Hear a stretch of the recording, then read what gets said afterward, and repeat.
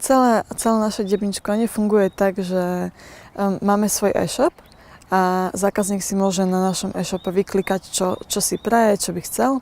A následne my máme nejaký deadline, dokedy zbierame tieto objednávky.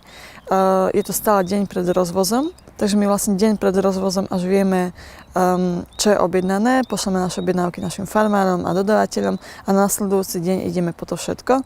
Takže vlastne naše rozvozové dni, to sú útorky a štvrtky, fungujú tak, že od rána od 8, záleží od sezóny samozrejme, od rána od 8 chodíme po Košiciach, mimo Košic a podobne, potom to všetko tovar zozbierame, pretriedíme ho pre našich zákazníkov a potom všetko nesieme našim zákazníkom. Čo sa týka ceny, veľakrát sa rozoberá cena, hlavne v našich končinách. A len si musíme uvedomiť, že u nás hlavne legislatíva tlačí na to, že malý výrobca musí mať rovnaké zariadenie a rovnakú výbavu ako veľkú výroba a v podstate vyrobí o mnoho menej.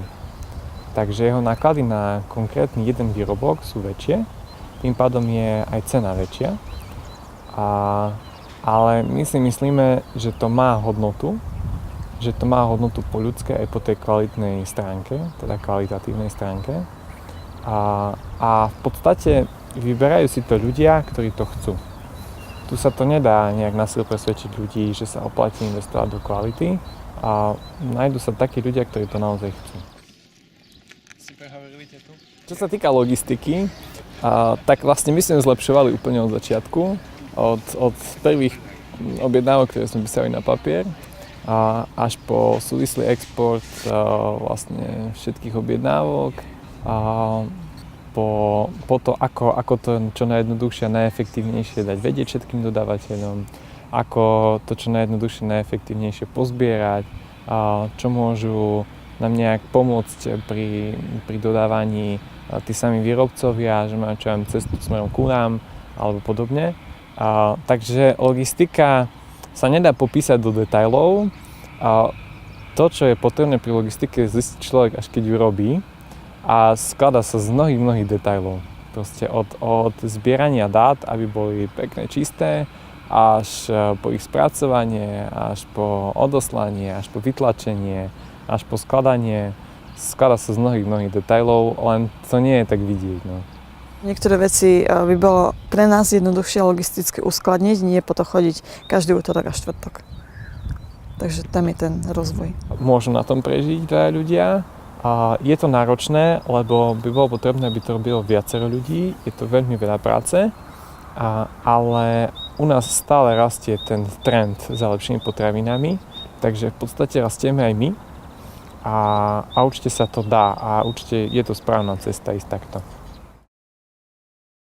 Väčšina debničkových firm funguje tak, že majú prednastavené debničky, to znamená, že čo farmár nabalí, tak to tam bude. My sme sa však rozhodli ísť takou cestou, aby si človek mohol vybrať, čo chce, pretože nemáme radi plytvanie a nechceme dať zákazníkovi niečo do debničky, čo nespotrebuje, vyhodí alebo podobne. Tak sme sa vybrali cestou, že máme kategória a vo všetkom si môže vybrať buď na kus alebo na kilo. Takže tam je taká prístupnejšia cesta pre zákazníka a takmer každý 99,9% si vyberá takúto možnosť, že si môžu vybrať, čo chcú, koľko chcú. Na to, aby človek vedel sa vlastne prevedieť cez konkurenciu, musí byť odhodlaný, musí vedieť zvládnuť obdobia, keď to nepôjde. A musí sa pripraviť na to, že hlavne zo začiatku to bude v podstate taký boj a že mu to nebude vynášať. A musí byť stále inovatívny a zároveň nesmie iba sledovať ostatných a nesmie sledovať konkurenciu vyslovene. Musí si všímať, čo robia, ale musí s vlastnou cestou. Musí mať vlastné nápady, musí byť stále inovatívny a stále zlepšovať. Tak. A je tam ešte ten priestor na starostlivosť o zákazníka. V zmysle takom, že byť ústretový, vedieť s ním komunikovať. Tá komunikácia so zákazníkom je veľmi, veľmi potrebná. Nestačí niekedy len priniesť nejakú zeleninu a im to tam nejako položiť, že tu máte, ale my sa potrebujeme rozprávať s tými ľuďmi, potrebujeme sa ich pýtať, čo by chceli, čo by nechceli, pýtame sa ich stále na spätnú väzbu, pretože sme v tom dvaja a my na to máme svoj pohľad, ale zákazník môže mať úplne iný pohľad, takže tam treba pracovať s týmito novými alebo iným pohľadom hlavne na tú vec. Takže toto je veľmi dôležité. My sme sa stretávali s farmármi, ktorí boli zvyknutí na veľké tony. Takže oni sa nevedeli nejako preorientovať na menšie množstva a vyššie ceny. Oni proste boli zvyknutí na niečo také, ako dodávať do supermarketov, ale... To ich porazilo nakoniec. Lebo vidíme, že pre málo výrobcov u nás nie je cesta pre supermarkety. To by sa trebalo opýtať konkrétnych tých výrobcov, ale z našej skúsenosti, keď niekto chce robiť v malom a kvalitne, tak supermarkety mu podajú také podmienky, ktoré sú vlastne neudržateľné a nezbohatne na tom. Zbohatne na tom supermarket, ale nie oni. To tak jednoducho je. Postupne sme do našej ponuky začali pridávať rôzne produkty, ako napríklad také pivo, ktoré je avšak varené na domovarický spôsob, že to nie je žiadna veľkovýrobňa, robí to jeden sládek, tu nás Košic. Potom napríklad takí bratia, ktorí začali vyrábať cider. Aj to vzniklo takým spôsobom, že jeden z tých bratov bol v zahraničí, ochutnal to a zistil, že na Slovensku to nikto nerobí, tak automaticky si povedal, že on ide do toho, alebo chce to vyskúšať. Takže vlastne toto sa tu vyrába.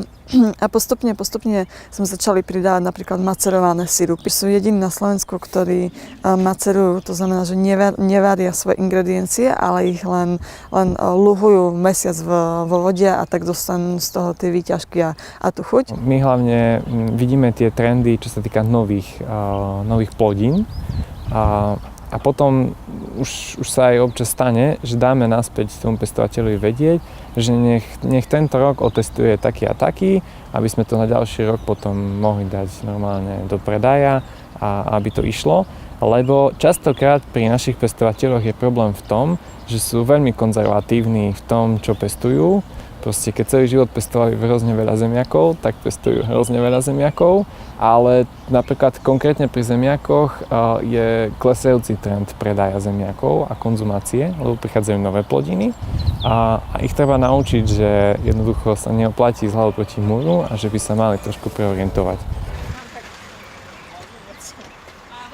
Našim veľkým cieľom je, ak sa nám raz podarí byť aj väčšou firmou, aby sme stále nosili zákazníkom ich objednávky my dvaja.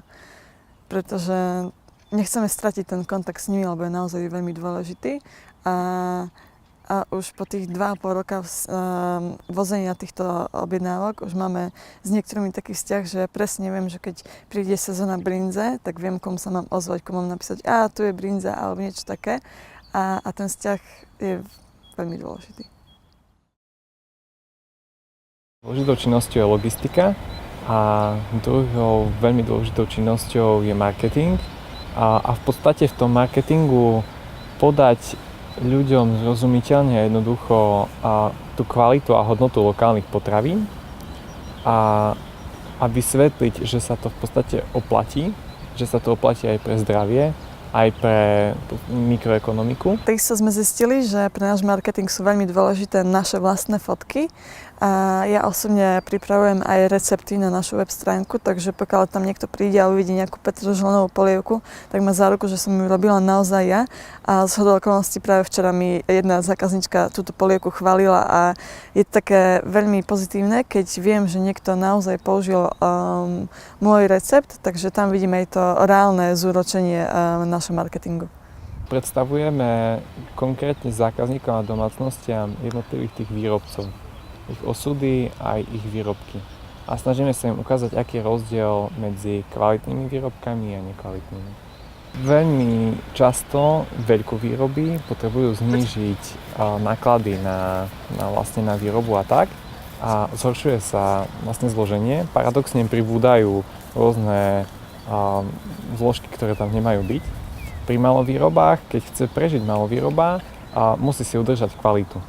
A sami sme sa presvedčili o tom, že častokrát, čím je výroba menšia, tým sú tie produkty kvalitnejšie.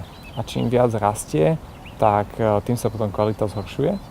A druhá vec, čo by sme boli veľmi radi, keby si ľudia viac uvedomovali, je podpora práce vlastne a podpora de facto susedov a to, že vlastne ohodnocujú prácu konkrétneho človeka a nie nejakej nadnárodnej spoločnosti. V súčasnej dobe sa už navýšil počet obchodov, ktoré sa venujú podobnému predaju ako my. Avšak je veľký rozdiel medzi nami a nimi v tom, že my chodíme stále v tej rozvozovej dni po čerstvé produkty, takže nám napríklad nejaké také síry alebo niečo podobné nemáme vo vitríne týždeň, ale vyrobí sa to, dajme tomu včera a dnes to berieme. Takže v tom je veľký rozdiel, pretože ako jediný máme naozaj čerstvé produkty. Keď sme si dávali robiť našu prvú web stránku, tak sa nás pýtal informatik, že koľko produktov by sme asi chceli. Ja som vtedy povedala 25. Teraz ich je okolo 400, takže vtedy som sa veľmi mýlila. Stále na konci roka si vieme vybrať sumár a prehodnotiť, čo sa oplatilo, čo sa neoplatilo, čo ľudia chcú, čo chce konkrétny zákazník.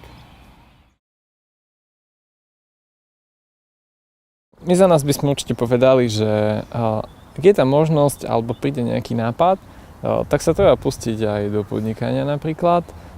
Prináša to veľmi veľa pozitív, či už to bude nakoniec úspešné alebo možno aj nie. Alebo človek sa veľmi veľa toho naučí, spozná veľmi veľa ľudí a zistí, čo je v ňom naozaj. Môže vlastne prejaviť všetky svoje dobré vlastnosti a nadobudne, napríklad za nás môžem povedať, že sme nadobudli veľmi priateľské, kamarátske vzťahy, že sme spoznali mnoho ľudí a veľmi veľa sa dozvedeli zo života. Že sme neostali takí oklieštění nejako, ale fakt sa nám rozšírili veľmi obzory. A ešte tým, čo my robíme, debničkovanie, veľmi rúcame takú slovenskú zaužívanú mentalitu, že kebyže mám jesť zdravo, tak sa už nemám z čoho stravať, alebo to nič nie. Naopak je tu veľmi veľa kvalitných a dobrých, zdravých produktov, len človek sa musí rozhodnúť, že to chce nájsť. Takže stále sa dá nájsť dobrá cesta.